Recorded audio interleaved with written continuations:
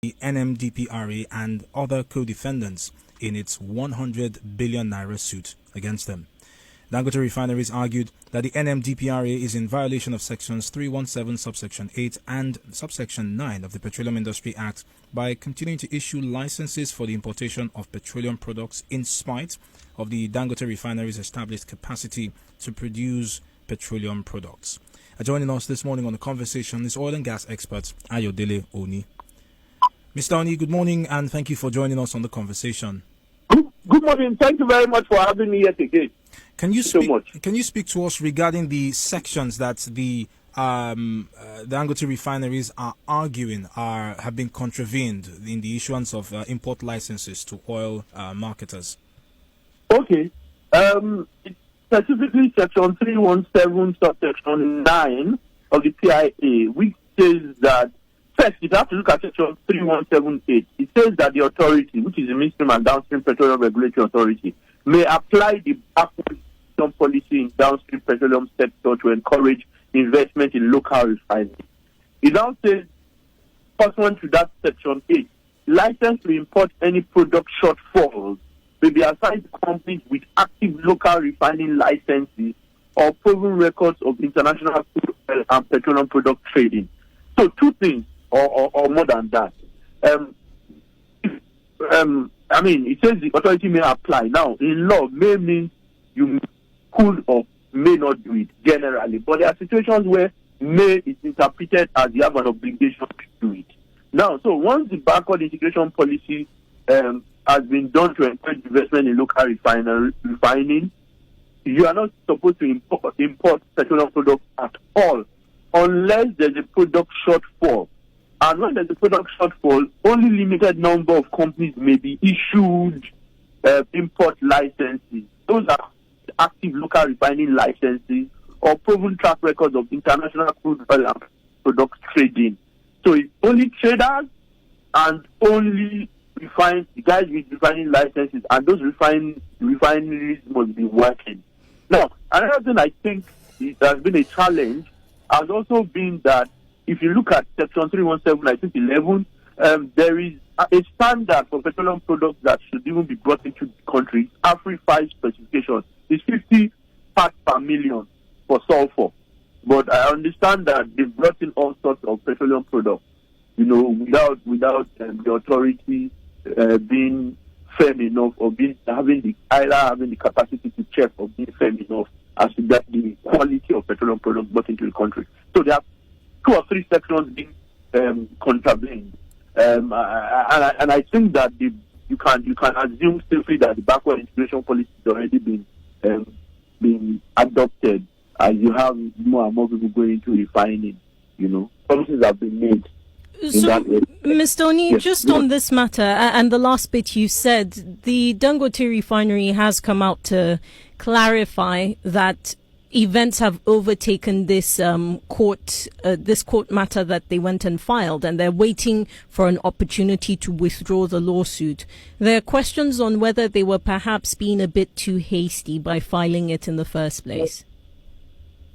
I think what happened was that at that point, there was a dispute brewing, a serious dispute. We invested $2 million plus, and someone comes to tell you that you can't, people will continue to import, and no one's going to patronize you. You're going to almost lose your mind. So I think once the president intervened and they began to resolve the issue, which does happen in disputes, in private sector disputes, two companies are fighting over an issue. Their managing directors step in and say, we'll resolve this. They go to court and say, we'll settle out of court, and they want to withdraw the matter. And I think that's what it is. I'm not sure it's been hasty. I think it's about knowing you've invested, and it's what you see in most developing countries. They call it the concept of the obsolescence bargain. You go into, or you are made promises by the government, or if you set up a refinery, we'll do this, you make promises. We support a backward integration policy so that no one imports. Then you invest that money and the story changes. Your bargain becomes obsolete. So I wouldn't say they were hasty at that time. I would say they were looking to protect their rights, right, to the extent that they could. But now the president stepped in, then they saw that there was a need to withdraw it to allow peace brain and so a more controversial resolution. Let me take you on a bit of a tangent, right? The basis of this was that, look, the refinery can meet local demand. And yet, at the moment, we're still seeing some filling stations shut down because they've not received supply in a while. The last we heard was that the independent marketers were dealing directly with Dangote and they were still in negotiation. So we don't really know where that is at the moment. These developments do have a bearing on two things: our petroleum imports, but also our daily consumption. And at the moment, people are saying that our daily consumption has dropped by up to 90%. We can understand why imports would have dropped as well, but can you speak to that? Perhaps give us some clarity. Have we actually seen a significant dip in consumption? And when we look at the dip in importation, should we be seeing a total nullification of importation? Okay, in my own view, the numbers have always been exaggerated. And part of the reason is because of the guys who take crude petroleum products outside of Nigeria.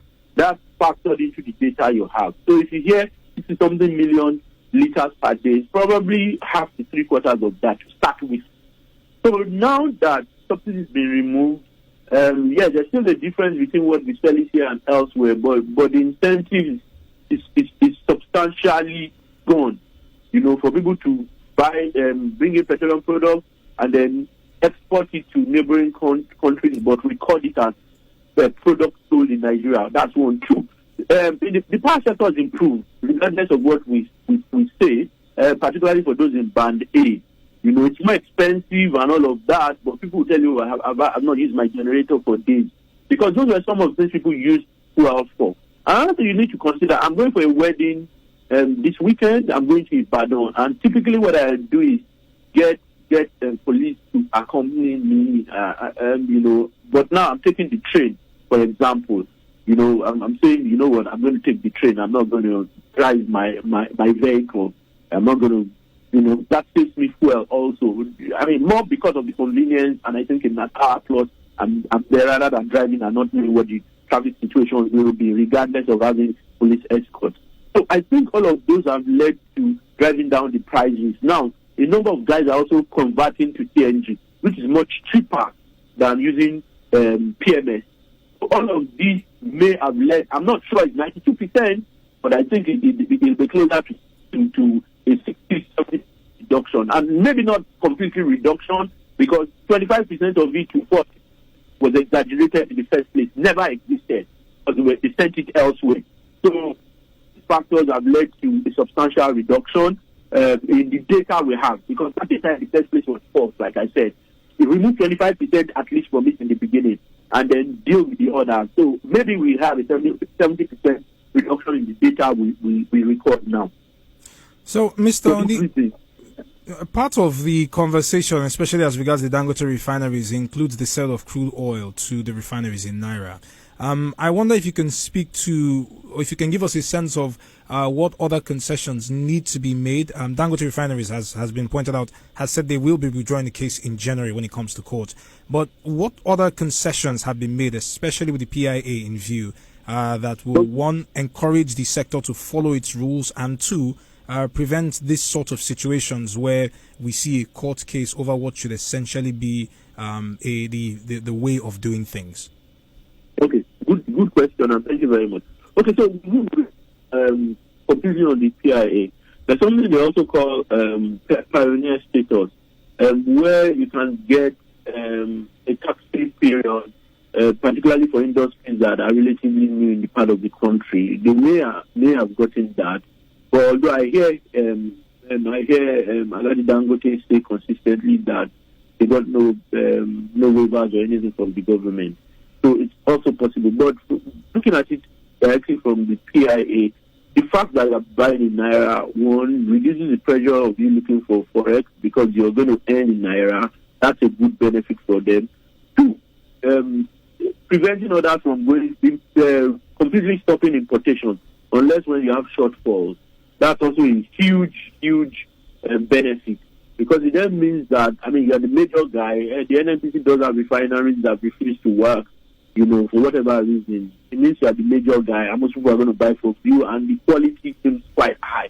If the African quality and the quality stated in our laws is 50 parts per million sulfur, and you say yours is ultimately going to be like 5 or even less, that's excellent quality, and everyone's going to gravitate towards you. Even if you allow people to import, you know, unless there are other reasons we are not aware of, I expect that what we do in country will still be cheaper.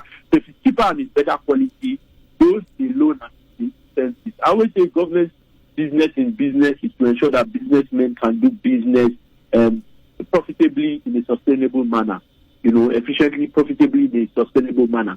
So if government does do this, it's reduce stop import or almost completely stop it unless they are shortfalls, allowing pay in Naira, ensure that the crude is even available under the domestic crude supply obligation, then it necessarily needs nothing else.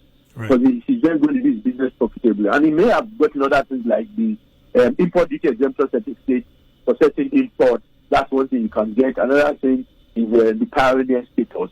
I don't know if it's gotten them in reality, but those are things that in real life. Mr. Oni, thank you very much for your time and your expertise on the conversation.